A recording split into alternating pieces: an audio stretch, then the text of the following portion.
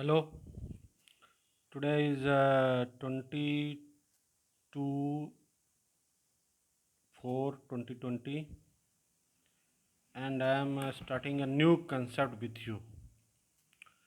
आज जो हमारा कंसेप्ट है उस कंसेप्ट का नाम है torque in electric dipole in uniform electric field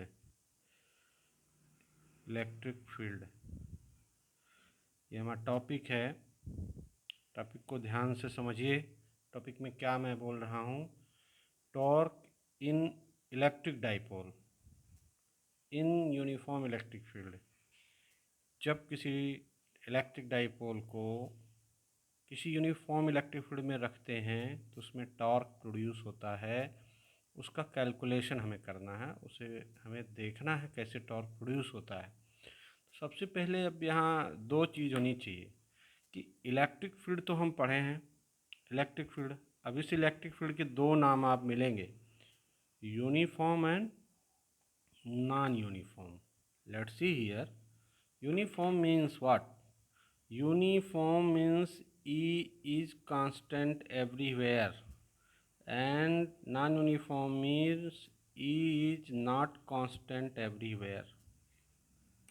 इसका रिप्रेजेंटेशन कुछ इस तरह से देखिए कि अगर इलेक्ट्रिक फील्ड लाइंस पैरेलल हैं जैसे ये, और अगर मान लो एग्जाम्पल के लिए ऐसे ले लो, this is so this one is the uniform electric field, यानी जहाँ पर यूनिफॉर्म इलेक्ट्रिक फील्ड है वहाँ इलेक्ट्रिक फील्ड लाइंस पैरेलल हैं, इक्वल स्पेस है। और जहाँ पे डिस्टरबेंस हैं वो नॉन यूनिफॉर्म हैं।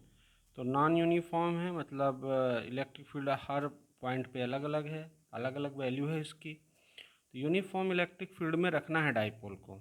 जरा इस डायग्राम को पहले हम समझते हैं कि कैसे फील्ड किसी डाइपोल पर फोर्स लगाएगा और जब दो इक्वल एंड अपोजिट फोर्स लगेंगे तो वहाँ टॉर्क प्रोड्यूस होगा।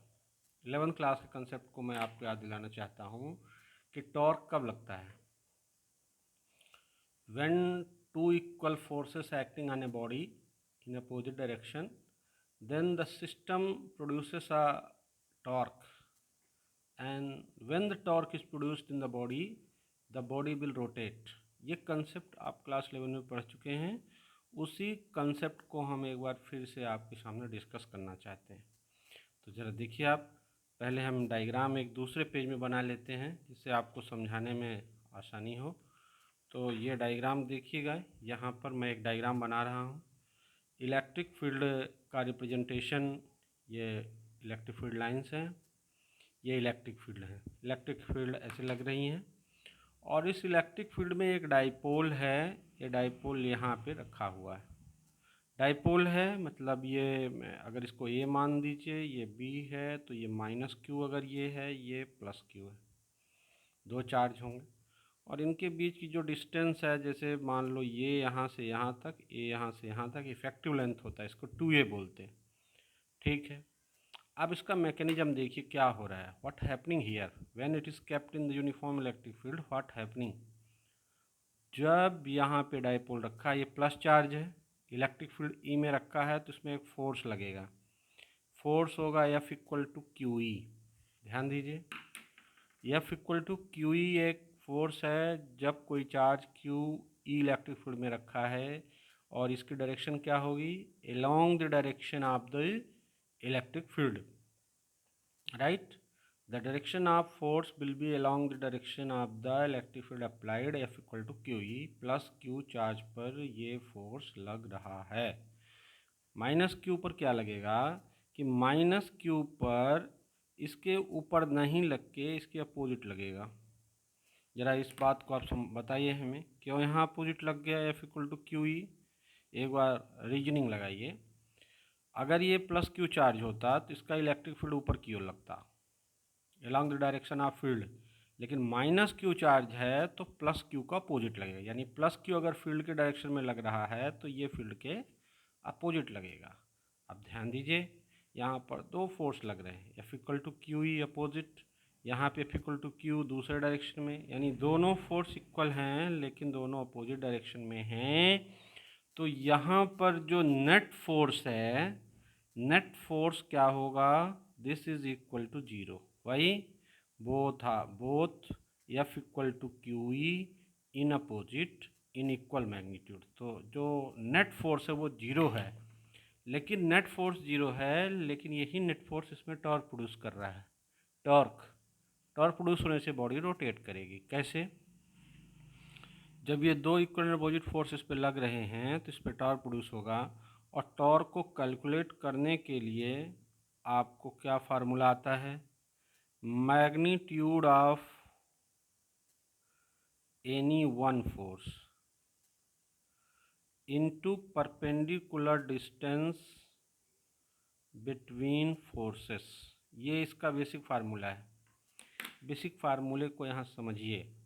तो magnitude of any one force F equal to Q E है, और perpendicular distance between the forces. अब इसको समझिए, ये डिस्टेंस ए बी जो है ये परपेंडिकुलर डिस्टेंस नहीं है। परपेंडिकुलर डिस्टेंस निकालना पड़ेगा, तो आप इसको यहाँ ऐसे परपेंडिकुलर ड्रॉ कर दीजिए, इसको इधर मिला दीजिए और इसका नाम रख दीजिए कोई भी पॉइंट P। तो ये आपका BP is the perpendicular distance, this AB is not a perpendicular distance. और मान लीजिए कि ये इलेक्ट्रिक फील्ड से ओरिएंटेशन थीटा है, तो ये भी थीटा होगा। तो अगर ये 2A है, ये पूरी लेंथ कितनी है, 2A है, इफेक्टिव लेंथ है। तो जो एंगल के साथ की लाइन है, साथ की साइड है, वो हो गया 2A cos थीटा। और जो उसके परपेंडिकुलर की साइड हो गई वो हो गई क्या, 2A sin theta. This distance BP is 2A sin theta. Make sure here once again I like to clear this concept कि ये AB जो डिस्टेंस है शॉर्टेज डिस्टेंस नहीं है, परपेंडिकुलर डिस्टेंस नहीं है फोर्सेस के बीच। तो फोर्सेस के बीच शॉर्टेज डिस्टेंस लगाना है, इसको डालो इधर परपेंडिकुलर, इधर से यहाँ ले आओ। ये एंगल थीटा है तो अल्टरनेट एंगल ये भी थीटा होगा। इसके सामने का साइड 2A cos थीटा, तो इसका परपेंडिकुलर हो जाएगा 2A sin theta, 2A cos theta, ये एंगल वाली साइड है। अब यहाँ वैल्यू रखिए, अब आप यहाँ वैल्यू रखिए, torque tau is equal to F into BP। ध्यान दीजिए यहीं पर ये समझने वाली चीज़ है कि इसको कैसे यूज़ करते हैं। तो F equal to Q E and BP is 2A sin theta. Okay, now 2QA E sin theta. See carefully, this 2QA is P. Now see carefully, here P is equal to 2QA. You can tell me what is P? P is electric dipole moment, इसको हमने यहाँ introduce कर लिया है। तो tau equal to P sin theta, इस tau equal to P sin theta में आपको ध्यान से देखना है कि torque depends on what factor, depends on factors. पहला किस पे कर रहा है, P पे, दूसरा किस पे कर रहा है, E पे, और तीसरा कर रहा है थीटा पे। What is theta? Theta is the angle between dipole and electric field. Theta is the angle between dipole and electric field. यहाँ पर अब हम आपको एनालिसिस करेंगे, यहाँ पर हम आपको समझाएंगे। ध्यान दीजिएगा। अब जैसे यहाँ देखिए torque equal to P sin theta, और थीटा की वैल्यू अगर हम बदल देते हैं, फॉर एग्जांपल केस वन में if theta equal to 0, theta 0 का क्या डायग्राम बनेगा, देखिए ज़रा। यहाँ इलेक्ट्रिक फील्ड इधर लग रहा है और डाइपोल ऐसे रख दीजिए, ये डाइपोल ऐसे हो गया प्लस Q और ये माइनस Q, इनके बीच का डिस्टेंस 2A। तो इसमें जो डाइपोल की डायरेक्शन है P और E, P किधर से किधर लगता है, -4 से +4, और इलेक्ट्रिक फील्ड इधर। तो यहाँ थीटा कितना है, 0। इस केस में जब टाउ 0 है, थीटा 0 है, tau equal to PE sin 0। sin 0 क्या होगा, P sin 0 0। So torque equal to 0 means no torque is produce, no torque, इसमें टॉर्क प्रोड्यूस नहीं होगा। नहीं टार्क प्रोड्यूस होगा तो रोटेशन भी नहीं होगा, डाइपोल वहीं पर रहेगा, घूमेगा नहीं। अब केस 2 लीजिए। Case 2, if theta is 180 degree, इसको समझिए कैसे होगा।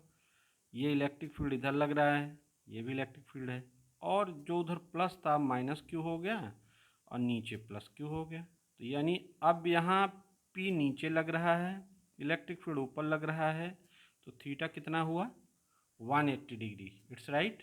Now tau equal to P E sine 180। Sine 180 you tell me what is value 0।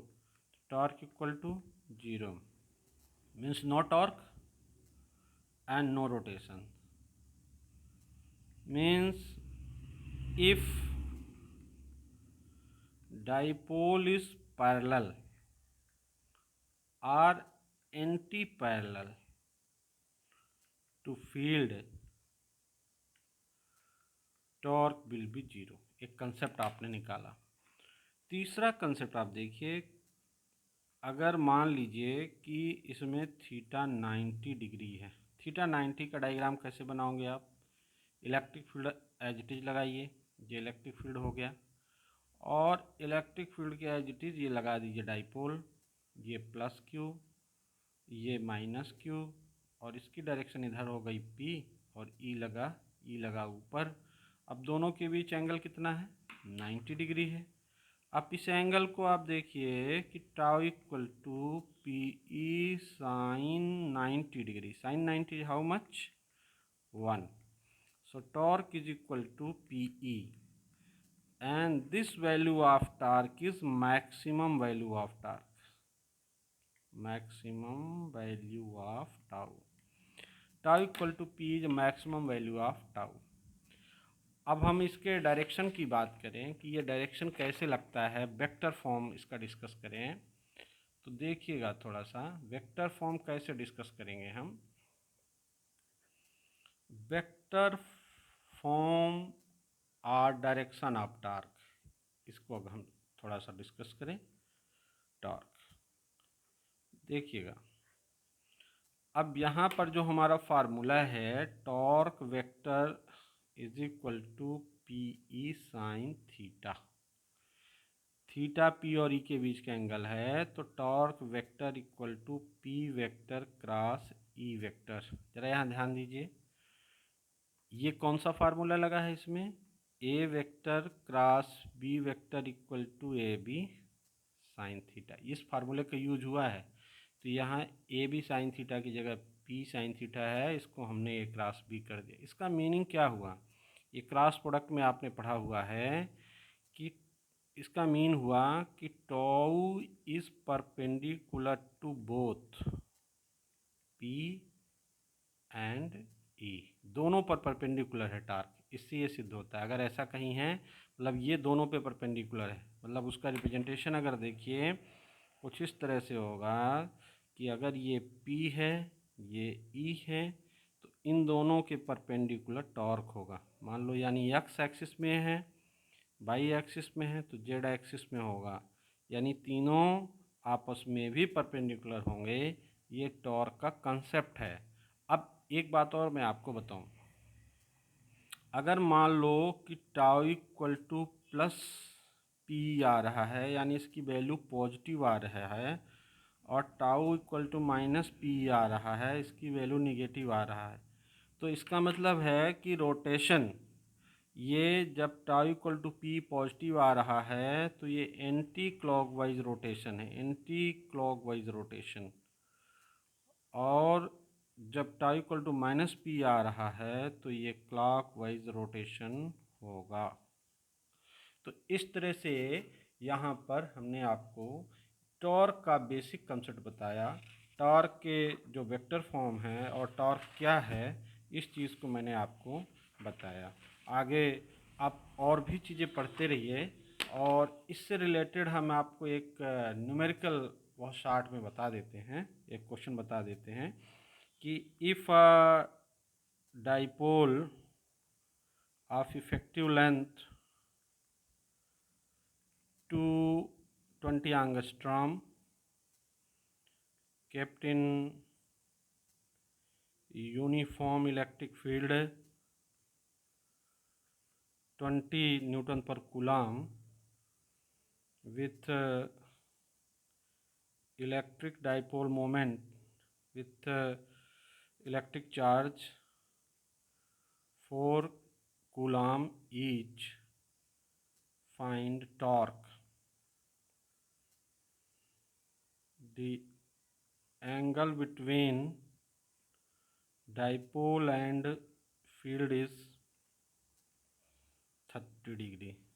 इसमें आपको सोल्यूशन कैसे करना है, आप यहाँ इलेक्ट्रिक फील्ड बना दो, एक यहाँ पे डाइपोल बना दो जिसमें 4 कूलम माइनस 4 कूलम लिखा, ये इफेक्टिव लेंथ है 20 एंगस्ट्रॉम, ये एंगल है थीटा डिग्री। आपको निकालना क्या है, टॉर्क।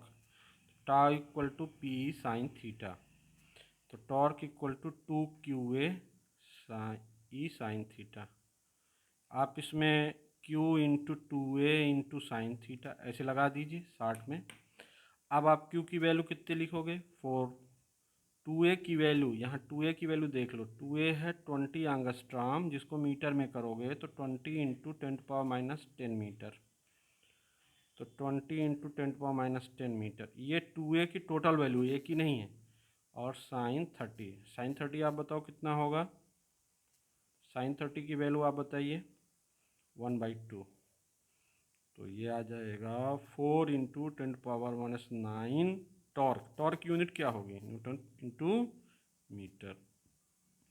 टॉर्क की यूनिट होगी न्यूटन पर metre, newton into metre, sorry newton into metre. कैसे होगी, torque equal to force into perpendicular distance, तो ये यहाँ से आया है, फोर्स का हो गया न्यूटन, टॉर्क का हो गया न्यूटन मीटर, सॉरी, तो इसलिए न्यूटन इंटू मीटर। अब ध्यान दीजिए, ये हमने एक इफेक्ट पढ़ा जब कि इस किसी भी टॉर्क को मैंने यूनिफॉर्म इलेक्ट्रिक फील्ड पे रखा है, तो इस तरह से tau equal to P sine theta. अगर इसको नॉन यूनिफॉर्म में रखेंगे तो एफ की वैल्यू 0 नहीं होगी और वहाँ पर एफ भी कैलकुलेट करना पड़ेगा।